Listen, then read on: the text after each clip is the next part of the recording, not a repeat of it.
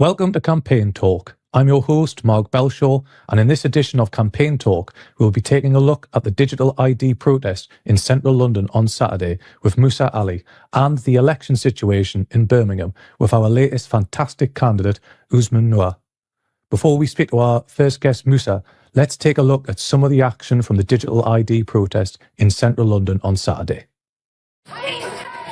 Nicknamed the Brit card, the Tony Blair-era idea was reintroduced by Prime Minister Keir Starmer earlier this year, claiming it will make tougher to work in the UK illegally. The idea has come under attack not only from people and pundits, but also from politicians who say it's not going to work.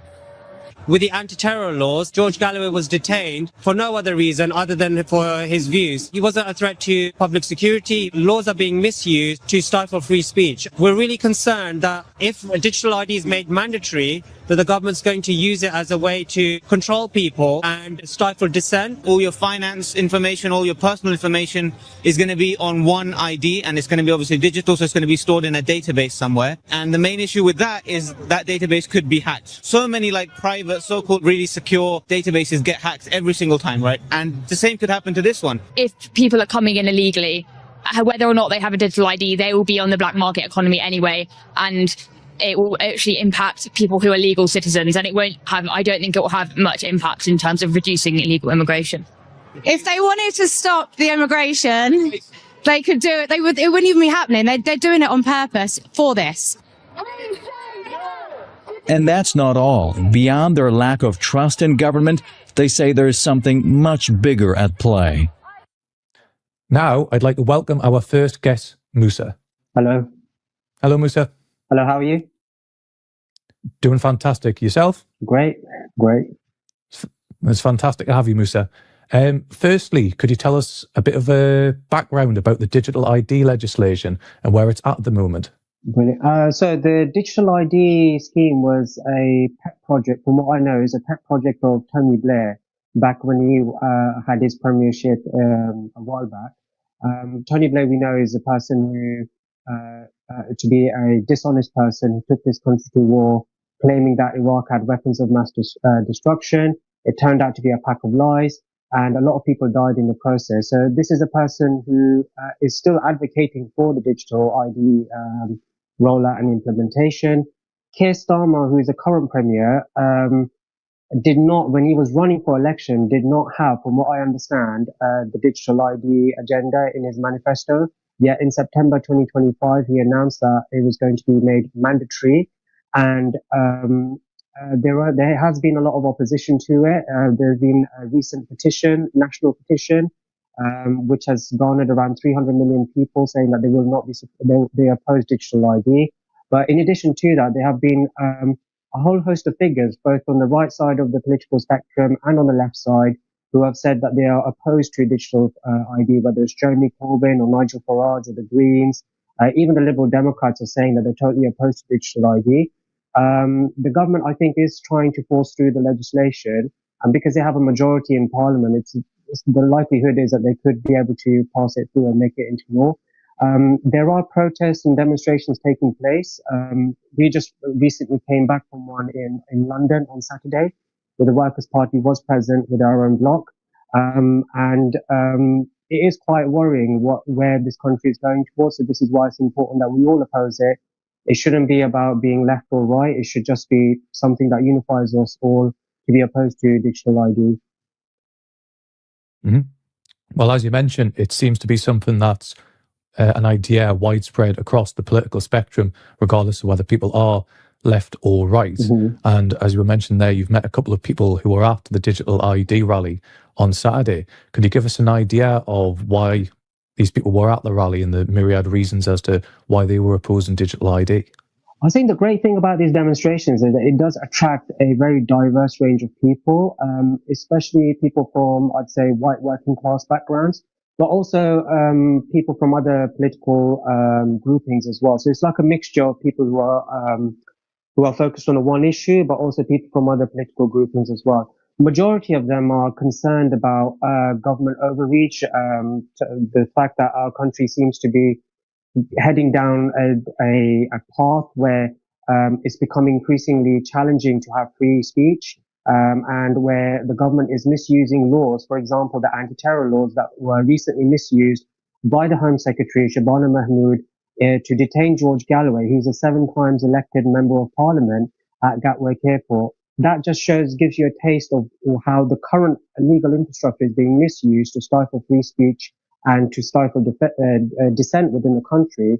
A lot of people are worried, thinking, what would it be like if digital ID is fully implemented and rolled out? How much easier would it be for the government to carry out draconian measures to try and clamp down on speech that they disagree with? I think you don't have to agree with everything that everybody says, but I think it's really important that we do try and defend people's right to speak freely, even when we disagree with them, just because once you start to clamp down and remove freedoms for people to speak, of those people who you disagree with, very quickly it will turn to people that you agree with as well. So it's a double-edged sword, and we all need to make sure that we are opposed to it. And I particularly want to focus on that bit of messaging that you said there, that it is a double-edged sword, and that anyone who does support this has to do so with the idea that it could be used against them in the future. For example, you've ended up with counter-terrorism legislation that in the past was simply pushed through under the guise of combating terrorism, and now people like George Galloway, people like Richard Medhurst are being detained at airports across the UK simply for having an opinion that doesn't conform to the accepted narrative, and that they're accused of quote-unquote disinformation. Although I think there was some good news recently in regards to Richard Medhurst, that he was now let go and found innocent, which I think is a torch really to show that you can actually fight against this sort of rhetoric and these sorts of policies. But of course, one of the narratives about opposing digital ID is that it's a particular right-wing thing. And that's appeared on social media that opposing digital ID is right-wing, and that anyone who associates with it, whether that's George Galloway or whether that's someone on the right like Nigel Farage or Richard Tice, that everyone gets lumped into the same boat. But did you see any of that at that rally on Saturday? Is it just an exclusively right-wing movement that the press and also social media wants to try and push it as? I disagree with that, because like in the demonstration that I've attended, and I've attended 2 of them, there is a whole mixture of people from both left and right, and people in the middle, and some people who don't really identify themselves with any particular way of thinking when it comes to politics, but they're all united on this one issue when it comes to digital ID, in that they want to oppose this kind of draconian, authoritarian legislation and schemes that the government is trying to push through. And I was just having a look through on the different political parties. The Greens are opposed to digital ID, from what I understand. Jeremy Corbyn has voiced his opposition. George Galloway, who's our party political leader, has voiced his opposition to it.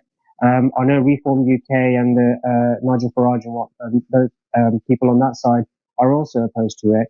It just seems like the establishment wants to push this through, and they are trying to clump everyone as being right-wing or being cringe and so on. But actually, it's a very mainstream point of view that a lot of people don't want to see this scheme to be rolled out. And that's why they have had nearly 3 million people sign the petition to be opposed to digital ID. And that's why I think it's really important for everyone to try and come to these demonstrations, because the more people turn up, the more pluralistic the government understands, the more widespread that viewpoint is. And do you think that this digital ID is simply just one policy amongst many? Because we've seen from both the Labour Party establishment and the Conservative establishment, whether it was Rishi Sunak on the doors of Downing Street declaring our leader George Galloway as some sort of an enemy of democracy and the likes of that, and putting him in the same boat as Nick Griffin and the BNP. And you've also had recently, I think Galloway was on with Tucker Carlson making a statement of how bizarre this seems that in the West, particularly, it's the centre and it's the establishment that are effectively eroding personal rights or eroding democratic rights, whether it's Keir Starmer delaying elections constantly for local elections because he's afraid he'll lose, or about the repealing of jury trials. You've got digital ID. You've also had before that where people now have to submit digital identification. Well, not so much digital, but like their licenses or their passport in order to access certain content online. That it just feels like it's all coming together all at once, and that the establishment are effectively trying to put things in place. Because if you've looked at the polls recently, it doesn't seem like Labour or the Conservatives are going to really be in any position of power. So do you think that this is just one step on the road to authoritarianism, or do you think that this is just some desperate ploy by the Labour Party to shore up some sort of support in advance of the next general elections and next local elections? It could be both, really. I think that the freedoms that we're used to enjoying, the freedom of speech, it is being slowly eroded away. I'm not going to go into full details of because there have been some prescriptions and so on involved. But what I would say is becoming harder and harder to speak your mind freely on certain issues. But my question is also, how much money is this going to cost the taxpayer? Because from what I've read online, and this is just just a general search, it's going to cost around £1.8 billion to get the infrastructure rolled out for digital ID. And on top of that, I think it's going to be around £1 billion to set it up. And there will be an annual cost of about £100 million per year. Now, that is an astronomical amount of money. And when you've got councils going bankrupt, left, right, and centre, and I live in Slough, our council was bankrupted by the Labour Party. There was £760 million in debt. A lot of the assets have been sold off to help reduce that debt. But also, there's been a huge amount of environmental degradation that has taken place as a result of the bankruptcy, because the bin services were scaled back. And there have been massive tipping sites popping up left, right, and centre across the borough. And it's become a huge issue where you've got vermin running around. And generally, when you think about it, you've got so much deprivation in working class communities. Why isn't that money being spent on things like social housing, on reducing the cost of public transport? They raised the bus fare, which used to be £2 per journey, to £3. And at the same time, the services that the longer services are being cut. So instead of paying £4 for a return journey, you're now paying not £6, you're actually paying £12 because you have to go on two different buses to make the same journey again. And my only wish is that Shabana Mahmood, I hope, hello, I really want you to actually focus on working class communities, focus on what people actually want, get money back into their pockets, instead of wasting this money on a policy which is deeply unpopular, both left and right, and very controversial. It's much better to spend that money on building social housing, helping schools with meeting their funding gaps, making sure there's more visible community policing so communities and residents feel safe when they're walking around, getting park wardens. There's so much good that could be done with that money, but instead they're wasting it on this controversial project, which we don't really need.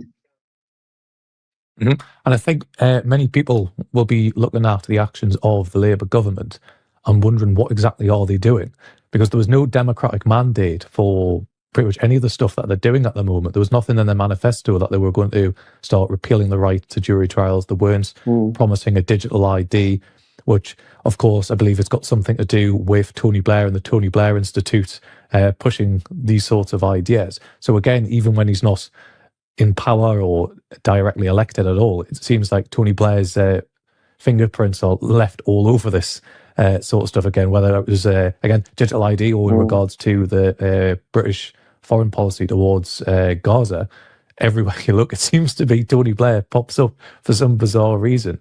But I think that many people are starting to wake up to this idea that we are turning into effectively a low-wage police state where people are basically having to scrimp and save just to get by, while at the same time the government is increasing their taxes in order to effectively cater to both the military-industrial complex, if you've seen some of the rhetoric in regards to Russia at the moment, where NATO NATO-aligned countries are now openly saying, well, what if we conduct a preemptive strike on Russia?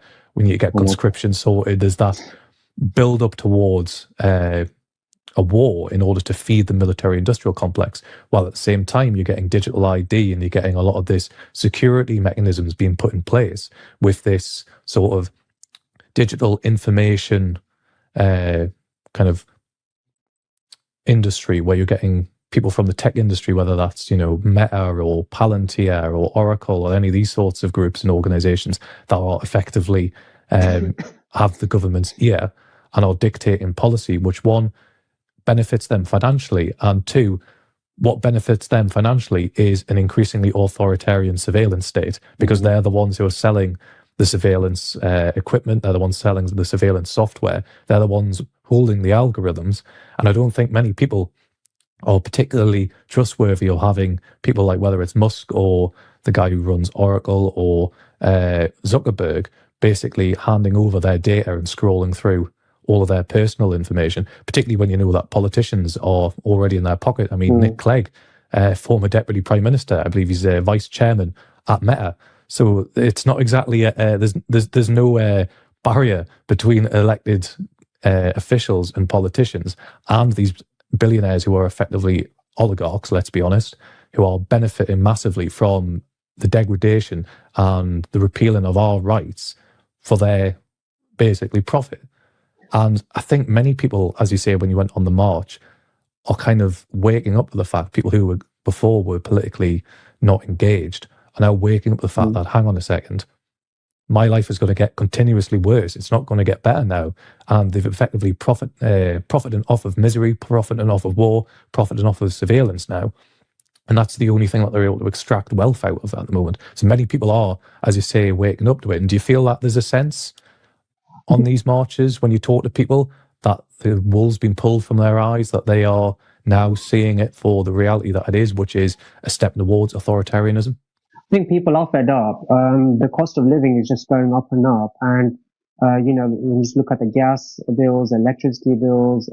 When you try to push for alternative ways of thinking, you're automatically ridiculed and deemed to be some sort of communist or fringe thinker. But actually, if we can't speak freely, then it's not good for our democracy. And just going back to your point about who's profiting from what, the central government does not have a good record when it comes to managing our finances. And I think the three main political parties, the Labour, Conservative and Liberal Democrats, they've shown that they are really incompetent when it comes to managing the wealth of the country and the finances of the country. And I'll just hark back to the COVID days where billions of pounds were given out in these dodgy contracts, and there was absolutely no accountability for where this money went. So if that's how the government is behaving, and that was under the Conservatives, the Labour Party under Keir Starmer was supposed to be in opposition to that, and they were a very weak opposition, and they basically allowed the Conservatives to get away with looting billions of pounds worth of our taxes to give out to their mates in dodgy contracts. So how can we trust them with our data? What guarantee is there for us to be able to trust them to not misuse our data or leak it in a way, because these leaks do happen on a regular basis, for them to not use it in a draconian way like they used the existing laws against George Galloway when he was detained by armed officers at Gatwick Airport and had his electrical devices confiscated from him. There's no guarantee that the government is going to treat this matter in a fair manner. And a lot of people are waking up to the fact that they're being robbed every day. Every time they are rolling out these really expensive schemes or HS2 or these dodgy contracts or going into these never-ending wars and supporting Israel with this genocide, they are basically looting money from working class communities. They're taking money out of our communities, out of our pockets, and using it to benefit people who are dishonest, have immoral values. They're just completely engrossed in their own greed, want to have stash their cash overseas. It's actually depriving working class communities of much needed funding. And I work in the community and I can see firsthand just what a difference it has been over the last 20, 30 years, where people are poorer, they have less money in their pockets. It's a real struggle to even get onto the property ladder. You try to go to the council and try and get onto the social housing register, they'll just laugh you out the building. It's only before, back in the day, anybody could get onto the social housing register. These days, it's only extreme cases you'll be able to get onto it because there's no social housing stock. Why? Because the government continues to spend billions of pounds on these silly projects which aren't designed to help us. It's designed for them to make money at our expense. They should instead be investing that in social housing or things that are more meaningful for people. Mm-hmm. And I think that's something that people need to be aware of, because I will say something slightly controversial here. Politicians aren't idiots. They know what they're doing. And I think most people need to realise that they aren't just, accidentally spaffing how many billions up the wall on glory, like vanity projects and stuff, whether it be HS2, whether it be on contractors in the NHS, whether it be on increased military expenditure, which, let's be honest, will be spent on equipment and procurement. It won't be spent on troops. It won't be spent on any of that sort of basic stuff. It will be spent on money that just gets invested into effectively private contractors that rip the taxpayer off. And again, it's not an accident. It's done deliberately. I mean, it's not a mistake that many of these politicians, once they're finished their stint in Parliament, where do they end up? They end up in the private sector, usually in industries that they've passed beneficial legislation for, that they're able to effectively get a nice cushy 6-figure, 7-figure salary job for the rest of their lives on top of the parliamentary pension. They're effectively set for life. They don't really need to do anything else. And I think that needs to be raised to people, that the politicians aren't doing this out of stupidity or because they're economically illiterate or they don't know what they're doing. They do know what they're doing, and they're doing it with taxpayers' money for their personal benefit and for the benefit of the people who donate to their campaigns, who donate to their parties, and effectively support them in getting into positions of power in exchange for a comfortable, well-off life once they've left politics. And I think that needs to be key and needs to be raised. And many people are starting to wake up to the fact that this is a deliberate ripping off of the taxpayer and of the British economy for the benefit of a few people who have not got this country's best interests at heart. And I think that needs to be repeated again and again and again. And I think that some of these people who are on the digital ID protest, whether that be on the left or on the right, is that you're seeing this sort of mentality arise amongst these people. I mean, we've had some people who are saying that they're going to be voting reform, and I can see more eye to eye with them than someone who is still voting for Labour or for the Conservatives, who are die-in-the-wool Blairites or die-in-the-wool like David Cameron big society Conservatives. Like they've effectively lost most people. And you can go to people who support reform, maybe not so much the leadership. I mean, Richard Tice and all them seem to be neo-Thatcherites, and we'll see what happens if they, well, probably when they do come into power, what they are actually like, and whether or not they can actually keep that disillusioned membership on board when they themselves become the establishment and become the establishment party. But I think there is grounds there for us to make inroads and to be able to make alliances with people both on the left and on the right in order to fight against this kind of creeping authoritarianism and complete disregard for the people of this country. But just want to raise to you, are you aware of any future protests on the horizon? Are there any potential events coming on in the future that people listening could potentially attend? There is another protest taking place in January, so we'll be there as well. I can't remember off the top of my head exactly the date of it, but I think it's on the 24th, on the Saturday, and this one is organised by the People's Platform, so I'm sure somewhere in the links it could be posted. But we'll definitely be there as a bloc. The Workers' Party will be present. There'll be a lot of other groups present there, so I do highly encourage everyone to come and join the protest. And one thing I do like about attending those is you get to meet lots of different people. Although you have different viewpoints, you have a different understanding of the way you think the country should be run. They're all in agreement over the issue of digital ID, and it's a really good way to exchange ideas and also to share a bit more about what the Workers' Party is in that regard as well. Mm-hmm.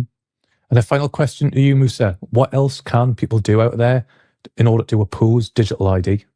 I'd say definitely come to the demonstrations, but also you can contact your local MP and local councillors. Hopefully you'll get a response.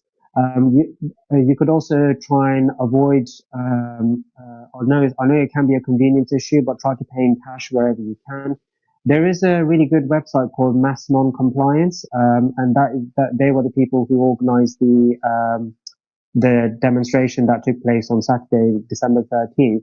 And they do have a whole host of advisory suggestions on what you can do to help oppose digital ID, alongside going to demonstrations as well. Well, that's fantastic, Musa, and I wish you all the best in the upcoming fight against digital ID, and fingers crossed that we can stop this descent into authoritarianism by both the Labour Party and Conservatives. So I want to thank you again for coming on tonight, and yet again, I wish you all the best in the future. Thank you. Thank you. My next guest is renowned Palestine activist and now Workers' Party prospective candidate, Ousman Noor. Hello, Ousman. Hello. I'm doing Hi, Mark. How you fantastic. doing? Yourself? Very Great well, to have you on. thanks. It's Very great well. to have you on. But before we discuss your political candidacy, we just want to take a quick look at some of your campaign work for Palestine. Times, aren't there? I mean, is it going to be easy to discriminate between these different types of technology? What we're seeing is a rapid evolution in the military capabilities of using autonomy in weapon systems. And we now need to achieve regulation in order to stop that from getting out of control. Ousman Noor. By background, I practiced as a human rights barrister in London and more recently as the government relations manager for the Stop Killer Robots campaign. I'd like to make a statement concerning the catastrophic use of artificial intelligence by Israel in Gaza, to speak about the state of the United Nations discussions on this crucial issue. It began as an idea just 3 weeks ago and was launched by Dr. Hussam Hamouda, who spent the last 17 months working in hospitals saving lives throughout the genocide. He came back home to Beit Lahia, where there are now tens of thousands of people who need urgent medical care. It's been 100 days since the genocide in Gaza began, and it's been among the most horrifying periods of many of our lives. Fundamentally for those in Gaza and the West Bank, Palestinians everywhere. We cannot give to Palestinians what only belongs to them. Their freedom, they are born free. They will live free. They have shown us through their daily armed resistance to the illegal expansionist genocidal regime that they are free. Gaza is probably the least occupied place in the world right now. It is the rest of us who have been entangled in a systematic campaign of propaganda that has taken us away from our freedom, from our ability to resist. And we are now awakening to that sacred duty to resist until all that remains is nothing. Nothing other than truth. Okay. Now, Ousman, how is the Workers' Party in Birmingham, and what have you all been up to? It's really getting into gear. I'm actually feeling a great deal of excitement. I, for example, launched my campaign on the trail yesterday, went down to Lozells, started talking about our message, what we're here to do. And honestly, there was a feeling of electricity. I think everyone is certain that they want serious change. We are offering that. We've got incredible leadership here. You know, Paul is here. He's providing me a lot of great guidance. I get the impression as well that we're about to grow. I just feel like there's a realization of the need for this party amongst the working people. I mean, I think some of the illusions that people previously had about what we are and what we stand for are starting to drop. So over the weekend, Paul and Pete organized, well, it wasn't strictly Workers' Party meeting, but it was about the commemoration of the Chinese victory over imperialist Japan. But it was a kind of a little insight into the horrors of war, the impact of war on working people, and a reminder of the history of this struggle. You know, what we're really doing is honoring life, right? So I'm excited. I'm excited. As you say there, the need to remember the past, atrocities and wars that have come in the past needs to be brought up recently, because at the moment you've got the war hawks screaming for conflict and blood throughout Europe, and it seems like many people throughout Europe and working class communities are taking a stand against that and are pushing back against the rhetoric that is coming out of pretty much all of the media and all of the political class, because they're looking at that and saying, hang on a second, nothing's been done in our local area, we're not getting investment, and you're talking about conscripting our young kids and then sending them off to war and then spending more money on arms and all this sort of stuff, while at the same time local communities are pretty much left to fend for themselves. I mean, for example, with your ward, can you give us some idea of the living conditions and the challenges that are faced in your ward and other inner city areas? Yeah. Look, the truth is, we can think about things in terms of specifics about wards. Every ward has its own idiosyncrasies and its own culture and its own demographics as well. But the real issue is the absolute looting that has been going on of the working people.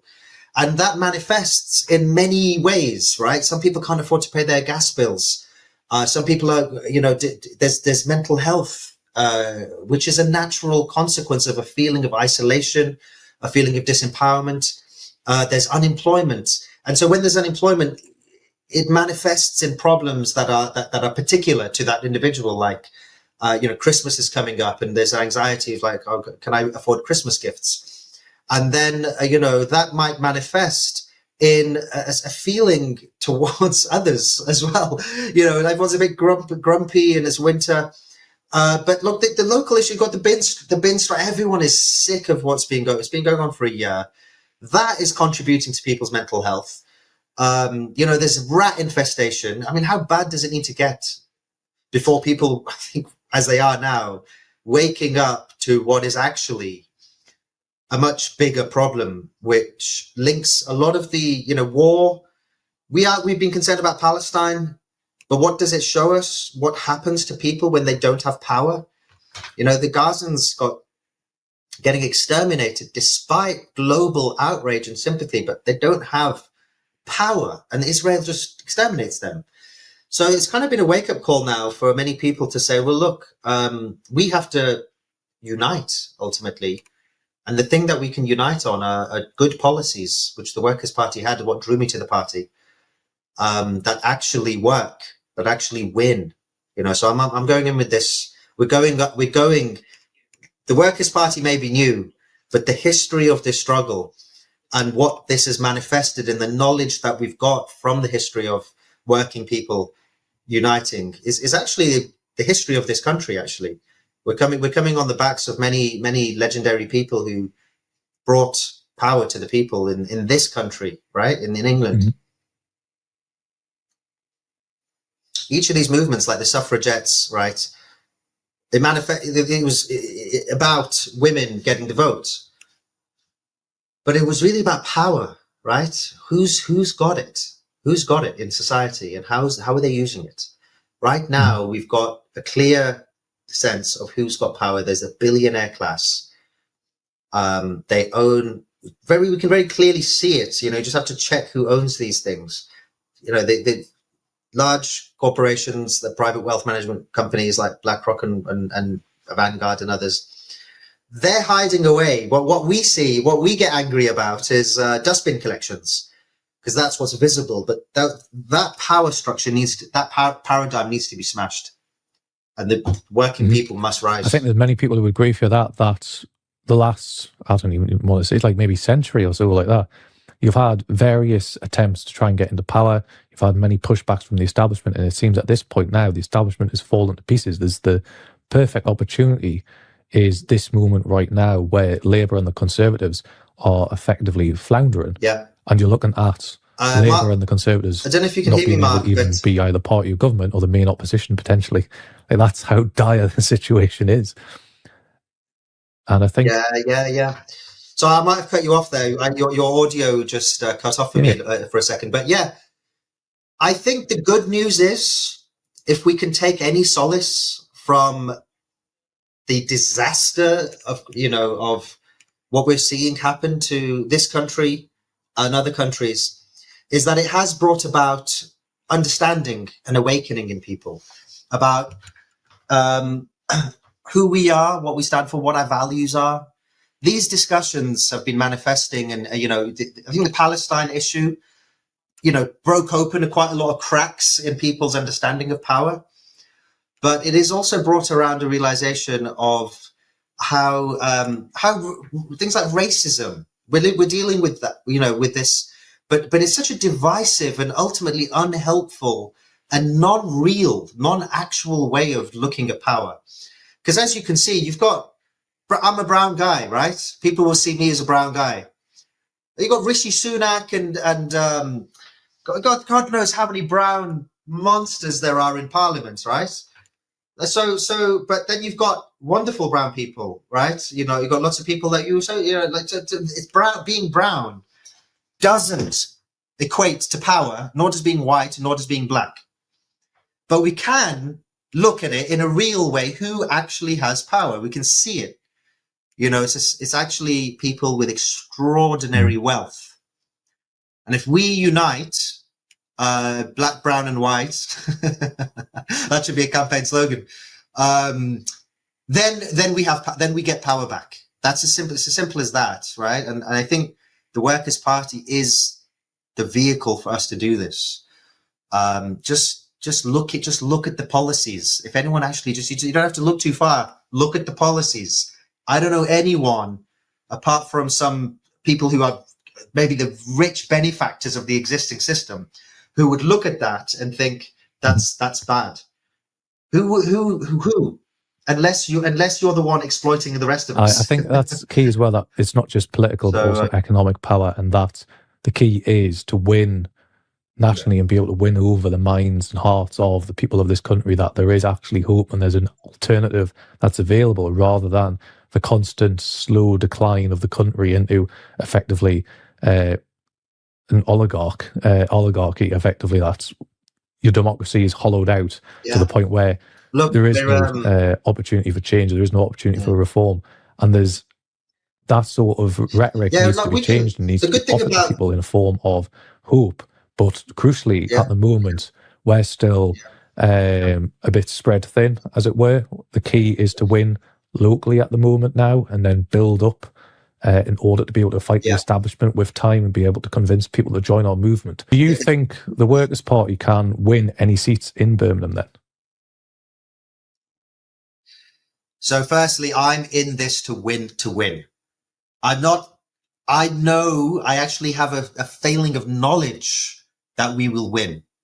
It's not even, obviously when you get into local politics, people are concerned about, they get into the murky world of petty power imaginations and machinations. And they're like, there's 4 people running in this ward or whatever. We have truth on our side. I'm convinced of that. And I've scrutinized it. I've come at it from an intellectual lens. I've come at it from a social lens. I've come at it from a spiritual lens. No matter which way you look at it, this party is the vehicle to win. So I'm in it to win this election, and I'm in it to bring others with me. And more people will come. I think we have not grounded ourselves or to the comings and goings of daily life and politics, because this comes from actual rooted principles, economic and social principles. Your party are like fluttering in the wind because they don't know what they stand for or who they are. We have actual, concrete, visible people, policies, and excellent already who are in the party, excellent people who are doing it for the right reasons. And they embody the party. So now all we need to start getting into the. We are now gonna, as you know, the cliche is rise like lions, because I'm confident about what we stand for, and all we just need to do is know it. It's not a question of winning or whether we win or lose. We just know that we win, and that's the attitude. And so I think it's going to be an electric campaign here in Birmingham. Paul is working closely with me. Pete's here. We got really good people. You may not have seen it visibly yet, but a lot of thought has been going into it, and we're gonna take Birmingham, man. I know it. It's spot on. It's great to have that charisma and optimism, particularly in our movement, because at this moment it's so desperately needed to have that hope and optimism in politics rather than the usual like drivel of like misery and all sorts of stuff. It needs something to cheer people up and give them something to fight for. But sticking in regards to the elections in Birmingham, what is the situation with the independent movement in Birmingham and the Workers' Party? Yeah. So I actually went to a meeting of the independent. There's a sort of an umbrella organisation being formed here for independents to network, and I think you're familiar with how these things work, right? So it's called the Independent Community Alliance. I went to their meeting, and look. What's nice about this, what we should see as the positive, is there are a lot of people who want to be a part of a change. And there's a lot of people who are saying, are fed up with Labour, don't want to see reform. They were always against the Tories. Lib Dems, most of these people have flirted around with. Greens are there. But what's clear is there's a lot of independents who feel this urge that they need to be a part of a change. So there's a lot of those people. When I listen to everyone, people of different communities, different backgrounds, different colors, different whatever, speaking up and saying, I want to do. And what I know, because I used to be a refugee law barrister, so I've worked with a lot of people from different backgrounds from all over the world. Everyone sees their problem as their problem. But when you zoom out, you see they're actually all the same problem. And so I was able to speak up as a Workers' Party representative and saying, guys, I'm with you. We are with you. You are us. And therefore I want to empower you guys. You've got the right sentiment, but we also need to be clear that what you're saying is what we're saying. We need to, when we talk about uniting, people, use this expression, there's a single finger and it will break. And if you bring five together, it forms a fist. It's a slogan. But when you actually, what it means in reality is these five fingers need to understand that it is, talk about a class struggle. It actually is. You can scientifically prove it, and what the solution is to it. That does cut across cultural, racial, spiritual boundaries because it's not based on that. And you can show that the ultra wealthy are shitting on all of us, basically. So I think people will join the party. We're not going to be put up by independents. My view, it's a good thing. What that shows is people want change. I think we need to talk to them, bring them in, and I will be. If they want to run, that's fine. We're not against them, but we're in this to win. I want to encourage others in Birmingham to join now. This is the right time. We've got a plan. It's going to be big. I think that's key is getting to ground with everyday working people in this country, because a lot of the time, particularly on the left in regards to politics, it's very academic. It's very ivory tower, shouting down to people. Basically, I mean, we've seen some of the things that have happened with the all-party conference where it was very activist-based, very academic-based, and you've seen a lot of working-class people who've sort of left. I mean, I think there was something in regards to a leak of like the membership, like a map of your party membership, where it was very much concentrated in university towns and areas that were effectively competing with the Greens, so very middle class, very liberal, very metropolitan.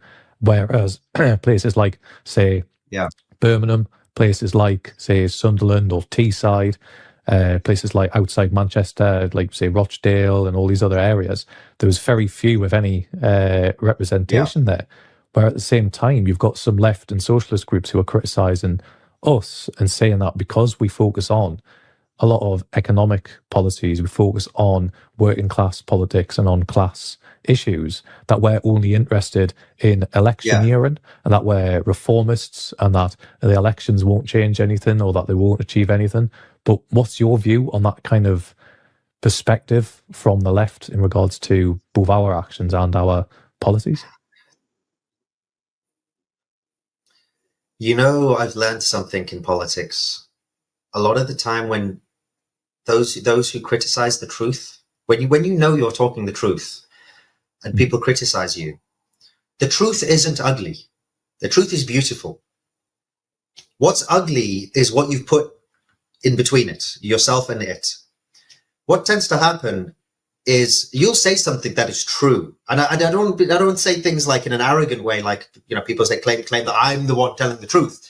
It's verifiable, true things. I was on the Gaza, I was speaking out loads of things that were true. People couldn't get it.